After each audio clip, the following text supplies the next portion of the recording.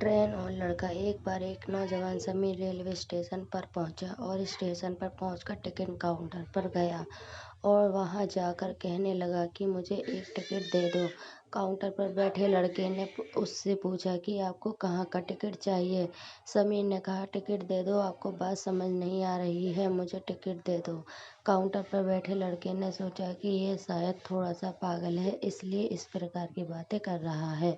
Counter पर बैठे लड़के ने फिर से पूछा कि अरे भाई साहब, आपको कहाँ का टिकट चाहिए, बताइए तो। समीर ने कहा, अरे मैं तुमसे टिकट मांग रहा हूँ, तुम्हें देना ही है, आप मुझे टिकट दे दो।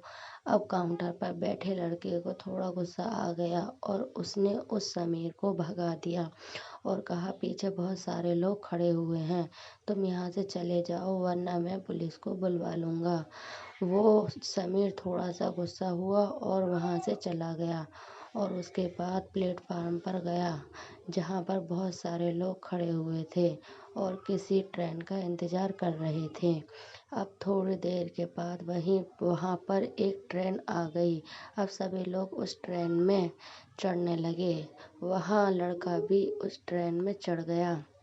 अब ट्रेन में बैठा व्यक्ति चला जा रहा है, लेकिन कुछ दिन के बाद वो बोर हो जाता है, परेशान होने लगता है कि ये मैं कहाँ जा रहा हूँ।